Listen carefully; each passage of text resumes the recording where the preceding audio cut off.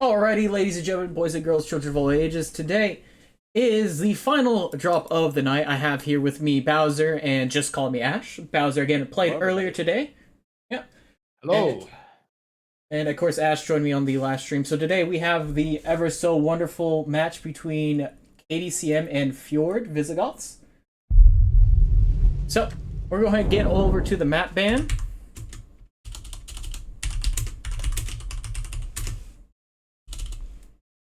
Gonna tell the teams they're good to go.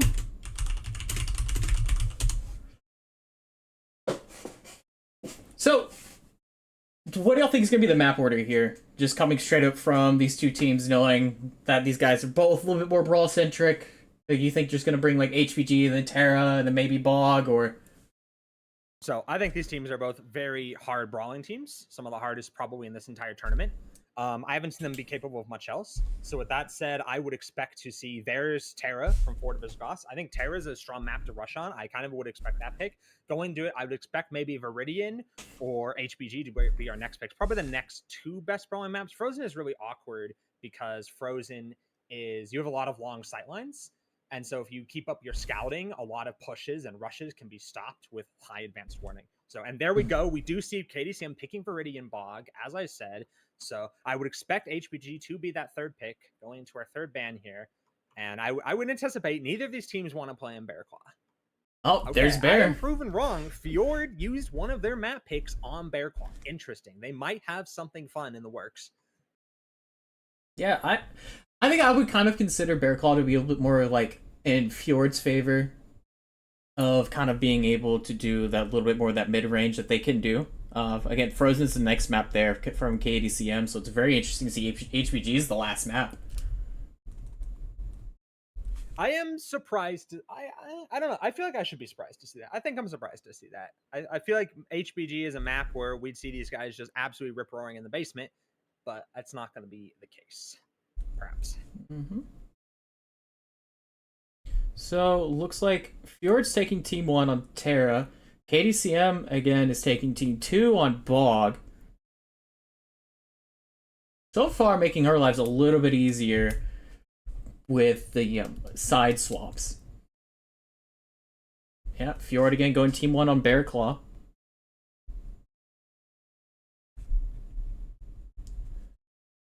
And there's the side swap finally.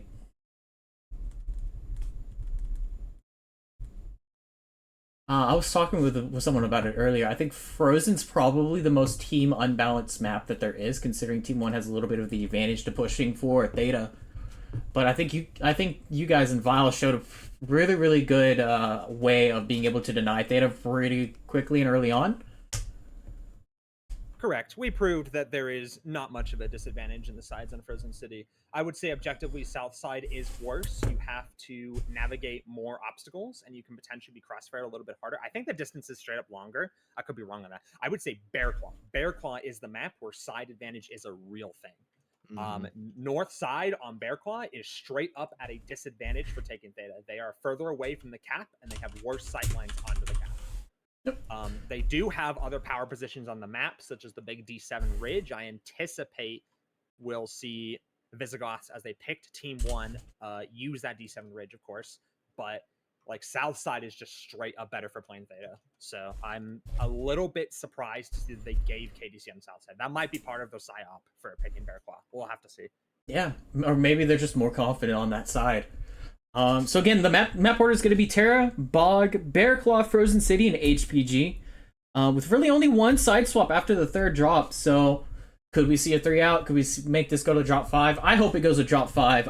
Again, like earlier today, I really enjoyed casting the Potato Carry Society versus Mantra match, where Mantra was able to pull it out by winning 3 maps in a row. So yeah, I don't know. What are y'all's predictions on this?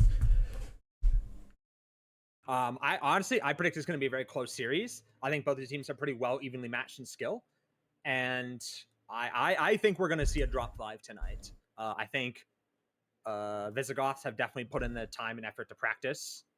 That's why they're here in the top 12. That's why they did play the invitationals. I believe they played the invitationals, so that's kind of why they're here. Okay, interesting. I think it'll be a 4. I think we're going to go to 4. I think KDCM will drop 1, and it might be on Bog. Bog is one of those things where if you mess up, if you are going to push at each other, I think one side, if you mess it up, you're done. You're done. And I think that's maybe the tipping point map for me. We'll see. We'll see. Yeah. So while we're kind of waiting on Fjord to kind of get locked up here, I'm gonna bring us over to the map strat here just a little bit, just kind of talk about some of the power spots on Terra. Even though we did get to see some of it earlier today with the 3-way tie between Fjord Focus, 228, and Esrot. So again, we kind of talked about the DSC game versus the 10th Lyrian was very interesting for control spots with DSC basically spread out all over the map. That was and you also had Ghosty in Hunchback 2C, basically way off in a corner, essentially able to have like complete control of Gamma between the Hunchback and then that Direwolf that was all the way up in like the Echo 5 spot. Absolutely, and I think it's something a lot of teams are not used to when playing Terra Firma, but I think it's something people have to expect. The reality of Terra Firma is playing around the terrain is the biggest advantage you can get. There's so many peaks and spires that shoot up into the roof of the map that you can. There's tons of places to jump down and scout off of. For example, the big volcano coming from mostly Team 1 dominant side, but of course we have seen Team 2 in the past push mechs basically right at that to try and take that volcano, and it has actually worked. So I expect to see some of that coming into this match. Obviously, we saw DSC earlier playing way behind Gamma. They basically had, for those watching earlier, they basically had something like, they had a guy basically right up there or so, and then they had somebody right up there or so, and that allowed them to hold Gamma for way longer than they should have. And so I think teams don't expect that. Teams not expecting that. You can do very similar things on Epsilon too, for the record. Epsilon is very similar. You have a lot of spots around, said, the back of the map, even around set like that, where you just can't really contest them if your lights going in Epsilon here.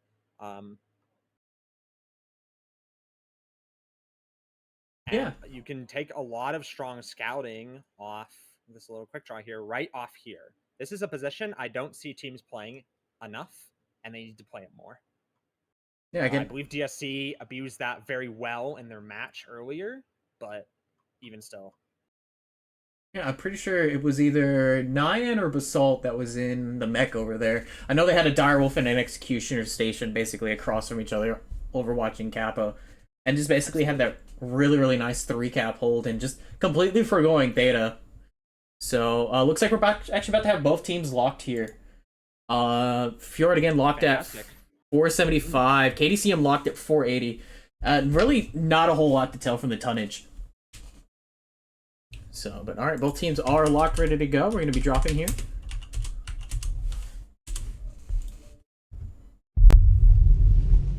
I think sometimes tonnage can be misleading, like our game last week. I remember one of the casters saying, oh, we're 15 under, we're up to something. It's just like, no, we just couldn't work out what other mech to pick, so that will do. Yeah.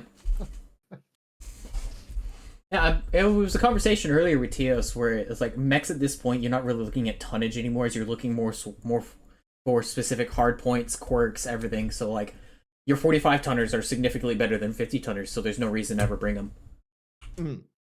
And you can move the tonnage elsewhere, bigger mechs, smaller, different roles. It's especially on things like the larger maps, Bear Claw, where you can do nonsense.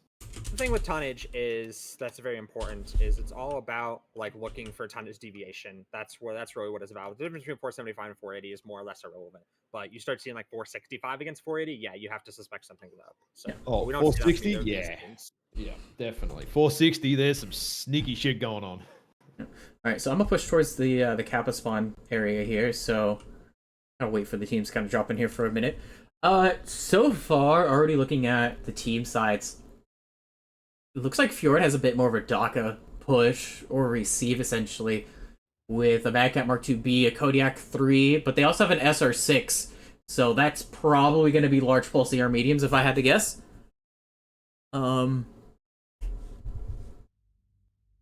And then over here, KDCM side, Viper C, Marauder 2C, a Executioner Prime, a Shadowcat, a Hellfire Void, a Spider 5K, a Vulcan 5S, and a Stalker 7D. All those are pretty going to be your typical standard builds, I assume, especially coming from KDCM.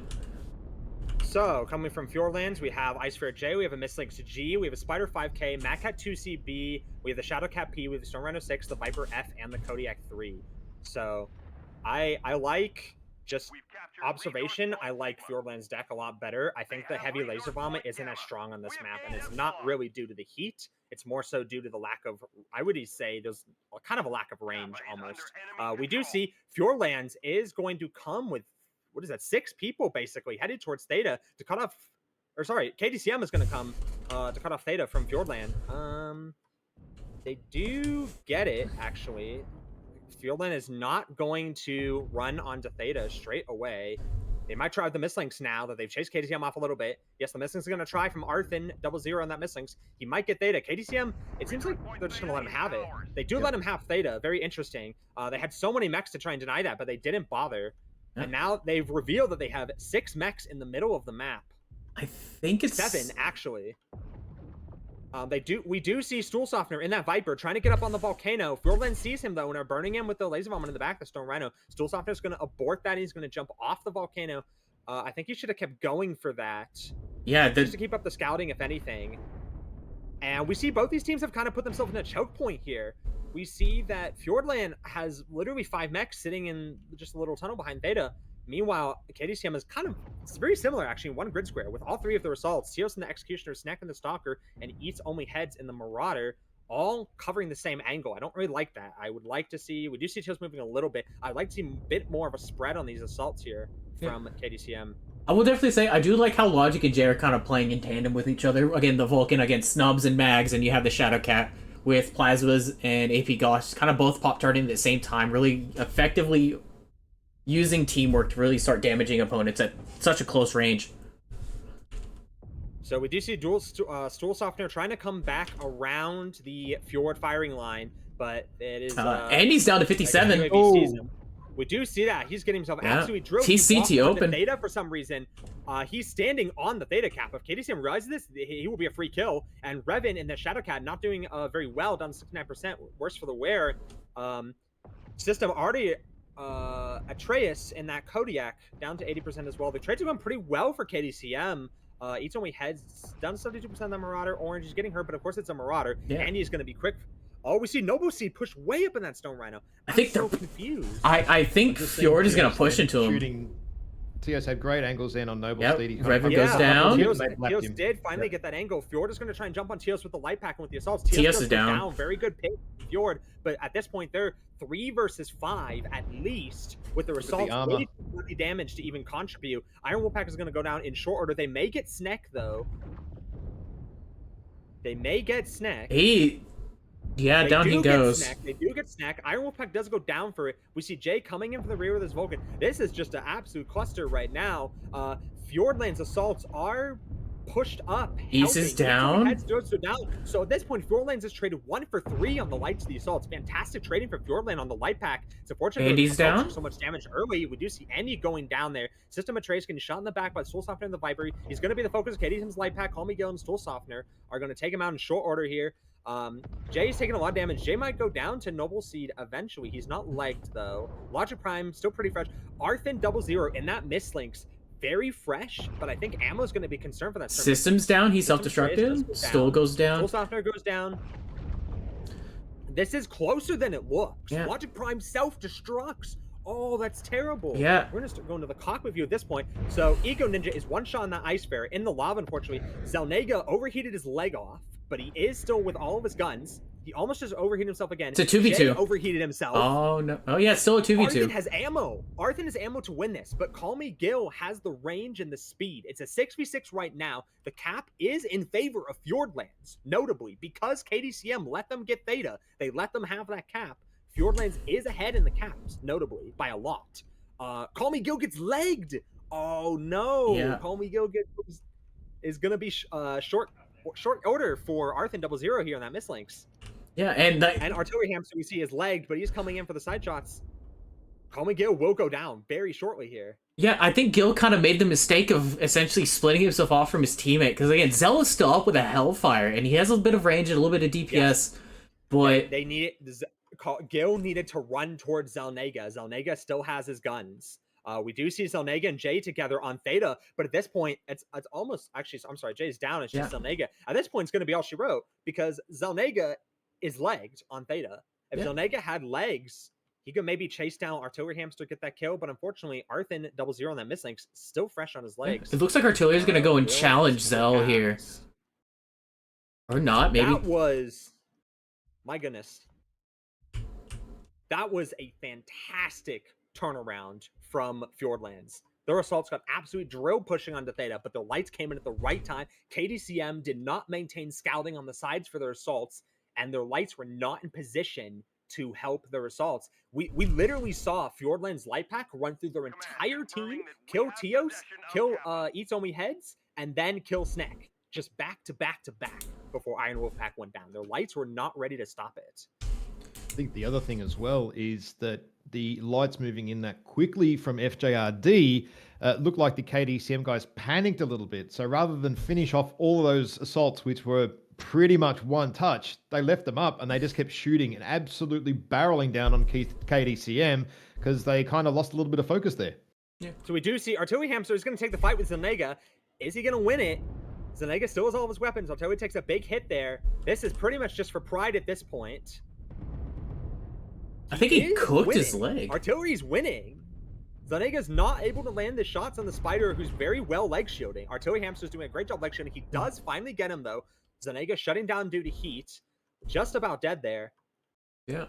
So I think the one thing was Fjord recognized the fact that they were playing KDCM's game at that trade. Because, again, KDCM's going to have, with a big, heavy vomit, it's going to have those better trade opportunities at the early start. That's why their assaults for Fjord were taking so much damage. I think they recognized that and just dove. Because they needed to bring the DPS aspect of the Daka into the fight. Absolutely. And we do see Arthen is going to come in for the Void, just, I guess, to speed up the match. They're calling where the Void is. 1v1 between Arthen and Zelnega. I think Arthen can do it. Yep. Arthen gets him. And that is going to be drop one for Fjordlands. Incredibly well played. I really did not like KDCM's deck. I'm not sure why they took a bunch of laser mechs, a bunch of slow laser mechs, and pushed the middle of the map. It just, you're pushing into Fjordlands Daka, and that's exactly what we did. Looking at the damage here, we see System Atreus getting 674 damage in that Kodiak, despite taking a lot of pressure, and despite his assault teammates not able to help too much. We see the Noblest in the Stone Round of 6, 342, and then Andy in the Mechat, 280. So Atreus got more damage than both of them combined. Yeah. So very important to point out. And we do see Arthen with a huge damage number, 521 coming out of that mislinks for Artillery Hamster, 402 coming out of Spider. Honestly, fantastically well played by Fjordlands. Yeah. They're here to win. Yeah, Zell, again, out-damaged his entire team at 710. The next closest was going to be 510 from Logic Prime with that Shadow Cat.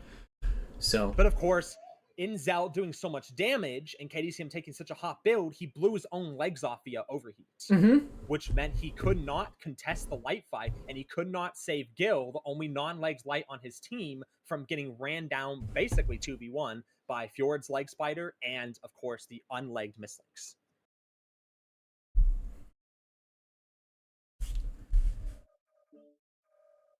All right, so the next map here is going to be Viridian Bog, which we really haven't gotten to see a whole lot of so far this tournament. I think Bog is a pretty interesting map, and I definitely think it's more so of KDCM's map to lose almost. I feel like this map's really up their alley. I've also gotten to play KDCM on this map, so I am curious to see what they bring to the table. I haven't really gotten to see Fjord play on this map, so would assume they're probably going to do the pretty standard Daka hold off the Team 1 side.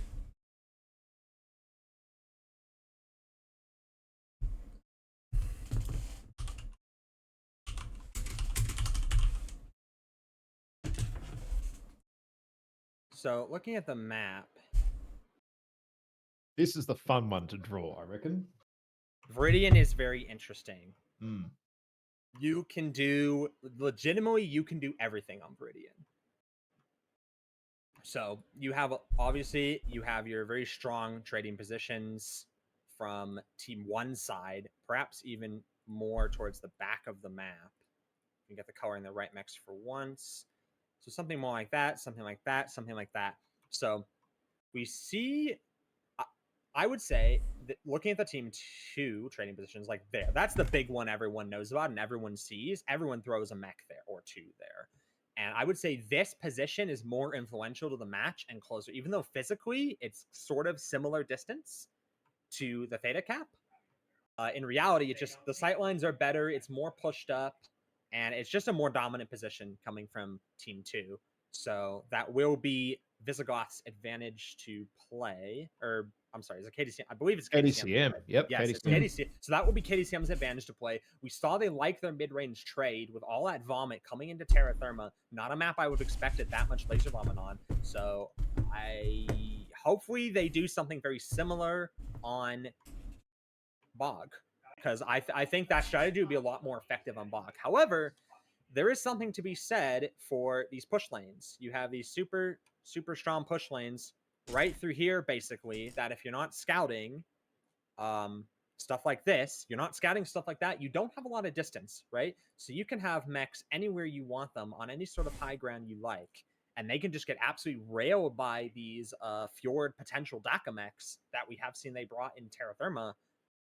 And yeah, you brought lasers to outtrade, but DACA still has range. You have to respect the fact that it's not 300-meter AC-20s. It almost seems like a lot of these teams like play around that. Like, oh, they brought DACA. Okay, they don't have the range to fight me. Well, they do have the range to fight you, and they have the pinpoint to drill you out.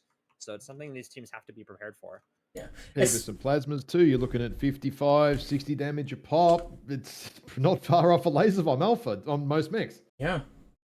Especially considering the velocity buff to DACA recently as well, making it much more viable. I think that's why, like, especially we're starting to see a lot more DACA mechs starting to get played. I know for Op4, whenever I joined them, I ended up basically running a DACA mech on every single drop that we had on any map, minus Frozen.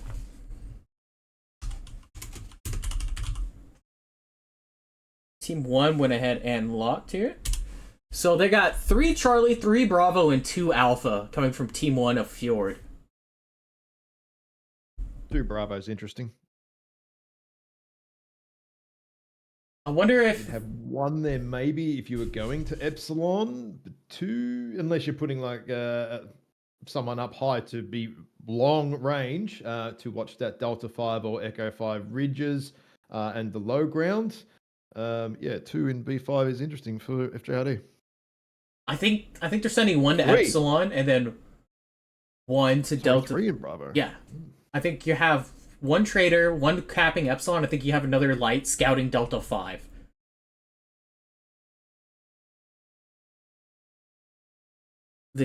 Yeah, light or medium, either one definitely works. And then right now you also have KDCM with 4 Charlie, 2 Bravo, 2 Alpha, so probably more so of that northern side push. Anyways, I'm going to bring us back to the lobby view as both teams are locked. Very quick locks from these teams. I like to see it. We do like fast locks. Gone are the days where teams take both of their 5 minutes to ready up.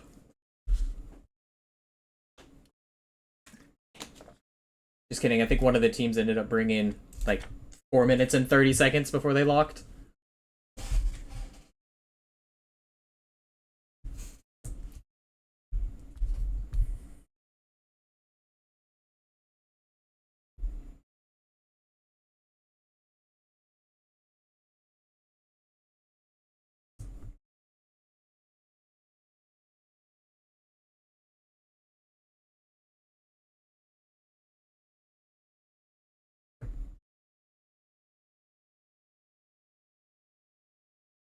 All right, I'm gonna go fly over to the Sigma side here.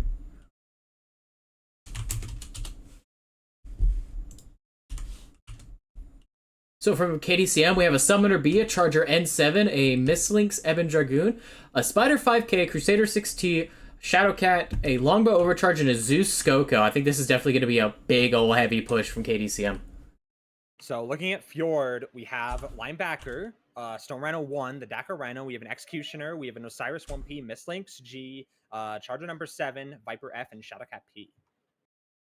So I would like to think both these teams are going to just full send into each other. The N7 is 2 binaries and 4 regular medium lasers. And then the Crusader is 3 light PPCs, 11 small lasers. And then the Summoner B should be like 8 SRM6. Yeah. So looking at Andy Snow Rhino, he's got 4 AC-10s, 2 plasmas. The Charger, the Chargers you said from Eats Only Heads, 2 binary 4 mediums. We see Teos, medium X-Pulse, HMGs, the Brawl Rushing Spider, the Summoner, as you said, 8 SRM6, 9 SRM6 actually, I believe. Mislinks, Ebon Dragoon, 4 Serm 4, Zelnega, the Skokamish, 6 Serm 6, or 4 Serm 6, 2 Snub. We see Lambobu, the classic Shadowcat. We see Jay's Crusader, optimized for speed with the light PPCs instead of something larger. We see FJRD haven't scouted this yet. Nope. Look at them, they're spread everywhere. Yes, we see Noblesse Charger, large X Pulse, medium X Pulse. I think it just got scouted by the Osiris from Fjord. Of course, Arthur and the Serm Mislinks. Yeah. Okay, the Theta mechs have just turned around now, so they've realized what's going on. KDCM has made it to the middle. They're just going straight over. Yep. Straight Classic KDCM right here. Not even enough time to run through the builds. There's just no time. Yep. And the teams are already over and fighting. A lot of binaries coming from KDCM. I do like it. Yeah. Andy getting I think Andy's almost caught out a little bit. Andy's completely caught out in the stone. Andy was first call priority. Yep. First. Oh, that's terrible for Fjord. Stool Softener is dying just as quickly, though. They're going to take that was good. Summoner. That's a big kill with that Storm Summoner. Noblest is going to come in. Jay does go down in the Crusader first. Interesting. And Noblest has a perfect flank on KDCM's entire push, and nobody's turning to stop this man. So linebacker's down. Linebacker. Iron Wolf is about to go drop here soon. Eats Only Heads goes down. Yep. As fast as one team kills a mech, the other team kills a mech. Yeah, this is an absolute bloodbath. This is what we're here for. This is my goodness. We love it. Noblesse right now is getting attacked by Teos. Yeah, but again, it's the N7. It doesn't have any. It has crit. You can't crit it with the machine guns, so it's almost pointless to use the machine guns. A really long time, and we see Zelnega on the other side of the tree for Noblest, and the same kind of assault does go down first before Noblest. Snack does go down. It's even. It's completely lockstep even. 3v3 Osiris Shadowcat Mislinks versus Spider Shadowcat Mislinks. Truly incredible stuff. We see Teos does get legged. Gil doesn't have any arms. Down that Shadowcat. Teos is going to be next. And that's going to be Fjord's drop as well. Yeah, Gil doesn't have any arms. They shot his arms off completely. Mm-hmm. If I can... Gil, stop moving. Whatever. Yeah, again, that was just amazing. Wow. We love it. I love the aggro.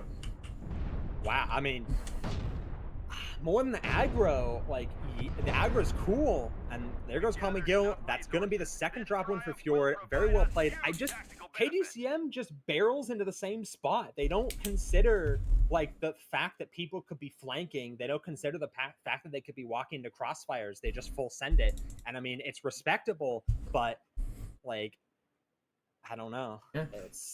Well, the other thing as well, not only was the Charger shooting him from the back, the Viper had also come in as well. So they were getting 2 mechs blasting all of KDCM's butt. Literally just 2 mechs absolutely beating on them before they turned around to realize. And I think there was 2, maybe 3 mechs already dead by that point. It's too late by then.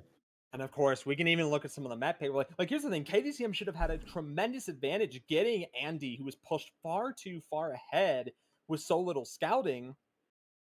But, I mean, they killed KDCM's first mech just as quickly, and then they killed Jay and that Crusader just as quickly. That Crusader is such a weird pick for a push. It just very much folds and dies, and there's not much you can do about it. Yeah, it puts a lot of damage. Yeah, it's fast, but it's super squishy, especially if you're just running at people and they're just liking you from multiple angles, right? As Fjord did.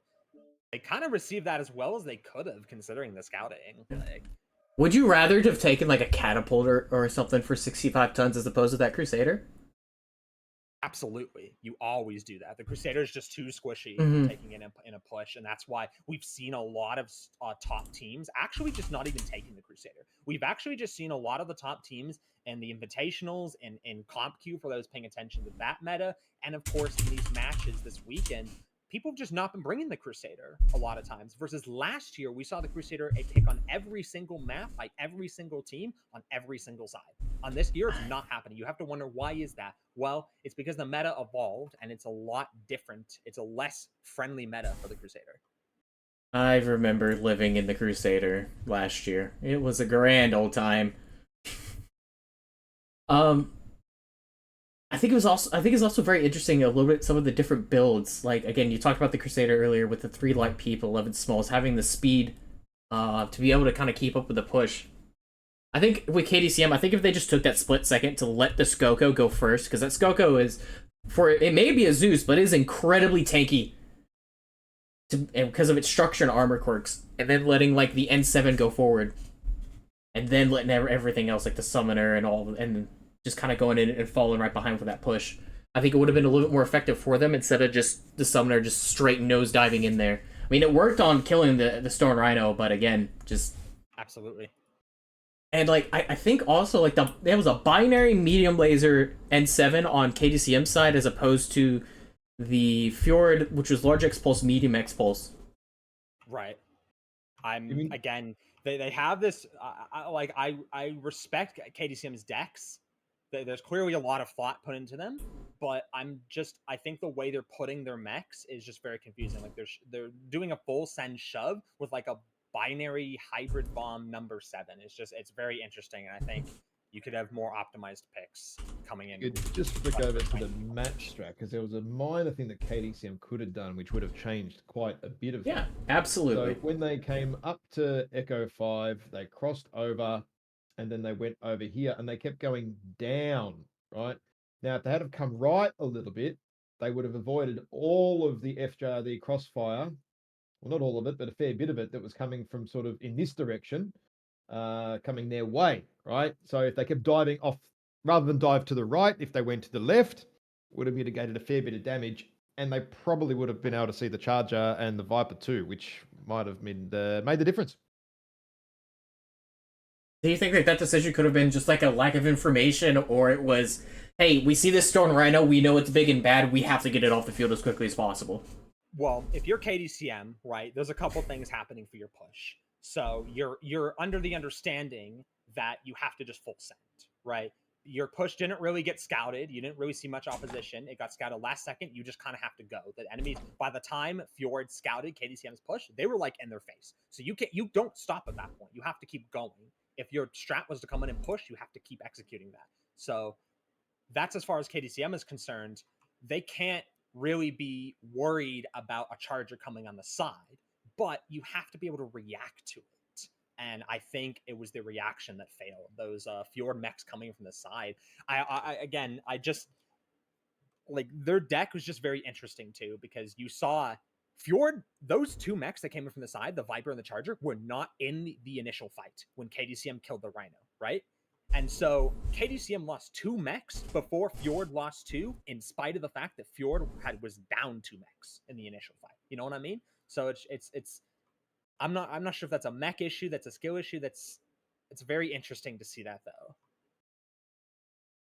So with that being said, of course, both teams are actually locked, ready to rock. So we're going to get this drop down to Bear Claw. Absolutely.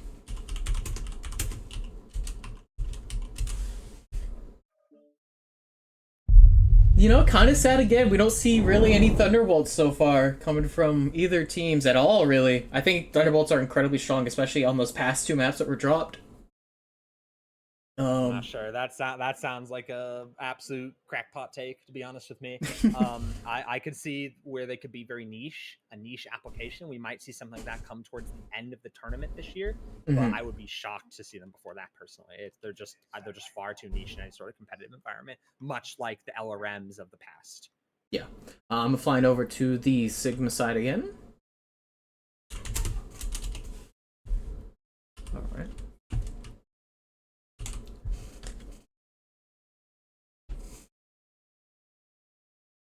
So just kind of looking at both teams right now. Again, looks like Fjord is kind of bringing a little bit more, I guess, laser trade because you still have Andy in the SR1. You have Arthen again in the Mistlinks.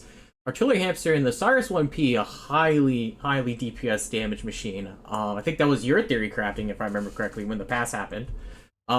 Then you have the Blackjack 1X, a Madcap Mark II Death Strike, probably going to be some sort of Gauss Vomit. Kodiak 3 again, Daka. Ice Ferret J, your typical, and then the Shadow Cat. What do we got over there at KDCM? So we do see KDCM has Spider 5K, Crusader 6T, Lombo, the Hero Lombo, very fast. We have the SRM Mistlinks, SRM Summoner, a Skull, a Shadow Cat Mishipeshu, and then the Charger 1A1. So it seems like they're wanting to push, which I'm so confused because I guess that's part of the psyops because Fjord gave them the better side of the map to play a control strategy, and KDCM is just like, no, screw it, we're gonna push anyway, right into your psyop. So we do see a bunch of mid-range binary bomb from KDCM. This is a map I would like to see those mechs on, so that is strong that they're bringing them here. We see Teos in the Skull, 4 Plasmas, LB20. I actually think that's a very strong build. I don't know if that Ghost Heat's in the 4 Plasmas. I don't think it does. The same Serm Summoner we saw before. Zelnega Spider is, of course, HMG, Medium X Pulse. Jace Crusader is very much the same. Artillery Hamster, Osiris very much the same. Eco Ninja, Ice Ferret, Small Pulse. Arthen's Mistlinks, the same. We see KDCM the are very same split Kodiak. here. Very split KDCM. Next everywhere. And Their light is isolated. Yeah. So they are pushing. Of course, like this is a full send. Zelnaga's getting caught. Zelnaga, yes, but this could be good if he can delay his death. Yeah. If he can delay his death a long time. There are 2 Fjord mechs. It looks like he's not going to have to, though. The Fjords didn't really jump on him. He's just running away. I don't know if Fjord saw the push. They did. They shot at him. They shot at Jay. Okay. Yeah. So Tilly Hamster is aware. So KDCM at this point is in a 2-way crossfire. Once again, just like the Viridian match between the Ego Ninja and Artillery Hamster's lights, and then the rest of Fjordland. So Fjord is just backtracking here in the open. This is the perfect thing to do. You're gonna have the barreling over. Jay and the Crusader just getting turbo focused insta like. That's why you don't bring the Crusader for these pushes. I don't know why these people keep insisting on bringing this mech. Absolutely terrible. We see Jay just dead. I think there was a miscommunication here because Gil went to go jump them in the rear, but then the rest of KDCM pushed to the right instead of left. So essentially, Gil's getting caught. And Gil is legged, and he will go down in short order. KDCM, the rest of them, has not even made it to the fight. Yeah. Like, we see Call Me Gil and Jay dead for almost nothing. KDCM, the rest of them are fresh. We see the rest of Fjordlands is fresh. Their pushes stalled as soon as Jay died just then. You can just see it. They all stopped. Yeah. Absolutely. But it's like you have to anticipate that. You're pushing with a Crusader. You can't get away with pushing with a Crusader and not being the first focus. It's just crazy to me to expect anything different. So we see each time we head, Fjord is a counter pushing. They are straight up counter pushing. Super smart for them. They know they're way ahead here. Each time we heads gets absolutely picked off from the rest of his team here. Stoolstopper is going to be next. Is it? And Logic Prime. And it's just crazy stuff. There he goes, dead within 10 seconds of being spotted. Less than that. Logic Prime is going to get chased down by Toei Hamster, Iron Wolfpack, all the lights. Just well played, Fjord. Like, everything about this just spoke really good job on them. But again, like... Fantastic. So far, but the thing is... About 30 seconds ago, the lights have all split off to go cap. Like, they gave up on... Which is smart. Yeah. That is very smart. We see Zelnega is going to secure Sigma for KDCM. We do see Teos in his skull is going to... He caps cap and he's going to hold it, I guess, the last bastion. I feel like they should just keep Teos there, keep Logic running, and maybe Snack can get some good burns in the lights that chase. But Fjord's not going to chase. No, they have no need to. They're just sticking very tight in the corner. We see they're contesting the caps that KDCM is not on. We see they have 2 guys in Gamma right now. Oh, Epsi's already been neutralized. Yep, and then they cap Epsi as well. You made taking that 4 cap. You made a note about Teos' skull. Just to let you know, that does not go seat because of the HSL. Right. So There's that's a very strong neutral on build. cap change. The cap changes here have netted nothing in the end here. Yeah. I mean, KDCM is on the back foot here. They're very heavily on the back foot in this match because they have lost, fundamentally, they have lost most of their lights. And Logic is very hurt as opposed to Fjordland's lights, who looks like they're going to make a stand here. Fresh. Revan does get lagged, though, by Teos. Teos gets a good shot around the corner onto Revan. So Revan is lagged. Artillery is open lag. He's not actually open leg, but he's very hurt. So Snack and Teals are going to come in. But Fjord, just with a mech advantage here, Snack is going to get caught. Andy and the Stone Rhino. Snack gets legged in the open in front of Andy and Iron Wolfpack. And then Snack will be going down. And Teals is getting jumped as well. He gets a great burn on Andy, but he's not leg shielding, really. He's just trying to walk back and forth. He needs to be leg shielding right now. This Rhino is just going to get his other leg for free if he doesn't leg shield very good. He is still alive for now. He's not able to get the kill on Andy. He turned his attention to Artillery Hamster, which is probably the smart play. Snack does go down. Self-destruction from overheat. Not much more he could have done there. Getting a good final burn on Artillery Hamster. Fjord is still going to hold that 3-cap, but Zelnega is the last contender left for KDCM. I think he's realized the game is over and coming to death. Just ran past Epsy, didn't even bother. So, yeah. Again, would this be considered an upset alert? Because I think a lot of people were definitely really wanting, I think, KDCM to win this. I think the voting was heavily in KDCM's favor. I mean, I think if you're voting against Fjord, you're making a mistake. Fjord has, like, KDCM is a strong team, but Fjord has consistently proven through the whole of this year in all sorts of tournaments that they have come here to win. They've come to play, they've come to win, they've prepared, and they've done their homework. And we've seen that very well here against this fight against KDCM, particularly in this last match. I mean, this is about to be an 8-0. Yeah. There it is. The game is over. Extremely well-played Fjord wins. That is an 8-0 clean sweep for Fjord into this final best of 3 match here. And Fjord did their homework. It's very simple. Fjord did their homework against KDCM. And it shows. Yeah, again. Yeah, Fjord didn't push much at all, realistically, when you think about it. They let KDCM make the mistakes here for the most part. Agreed, absolutely. And they did have the deck. That's the thing. I like Fjord's decks a lot. They did bring the decks to push should the opportunity arise. And in fact, they did against Terra Thermo, right? Even though the Stone Rhino, Noblest, I believe it was, and Andy and the Mad Guy just got absolutely drilled out by KDCM's laser bomb traders, they still counter pushed into KDCM and won. So they still brought better, deck. right? Yeah, yes. Their deck was better for Terra to turn it around, essentially. Yeah. And that is going to be a very fast series, under an hour. Very I thought it was definitely going to go to 4 games. I'm genuinely surprised it was 3-0. They've obviously done their homework. That's what you need to do, and yeah, I think capitalized on a few KDCM mistakes there. Just again, like you said, having those right decks to do that with, right? That's very important. Yeah, KDCM had some very interesting decks, but I hope they take this lesson to the looters bracket. You can't accomplish what you're trying to do with some of those mech picks. You have to be a little bit more focused and a little bit less trying to cover every niche at once. With all those like mid-range lasers, oh, we're going to burn their legs as they come in, and we can trade them, and we're somewhat fast. No.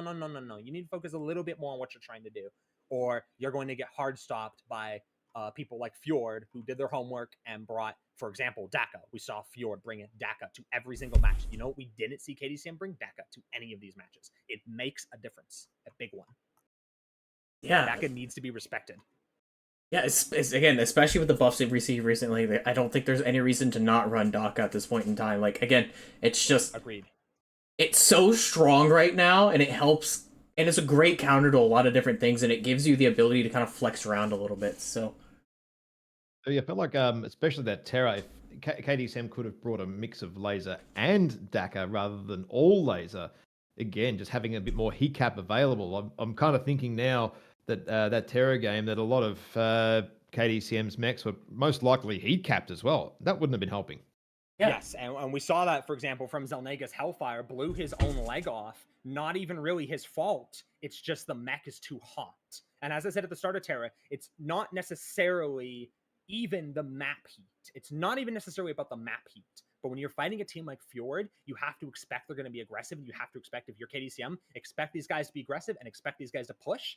And when they do, regardless of map, that's when your laser vomits are going to start to overheat. And that's what we saw. Yeah. Like I was talking about earlier, even just bringing one Daka mech is going to give you so much more positive out of anything else. So Absolutely. even if it's just like a Night Gear, for instance, like a Night Gear B or a Jade Kite with just like AC5s or AC10s. So hell, I think you could justify a lot of picks on Terra Therm. I think you could justify an Ilya Murametz if you're KDCM on that map. expecting to receive a Fjord push. You can absolutely even like Ilya Muromets, very high DPS, very high armor, a little bit on the slow side, frees up tons compared to something like a Nitro. There's so many options for you that you can pick, but not these laser vomits that just crumple when you're walked at. So, but anyways, ladies and gentlemen, let's kind of go ahead and call it there for today's match and for the rest of the tournament. Next weekend is going to be the next set of games, where I do believe we're going to have some teams exiting the competition next week. I do not believe, Bowser, you're going to be playing next week. I think all of the teams that won are going to be getting a little bit of a bye. So, again, everyone, thank you so much for stopping by. Again, thank you, Ash, Bowser, for stopping by and helping me out with this cast. Thank you for having me. Of course, and with that being all said, I will catch y'all on the flip side. See you.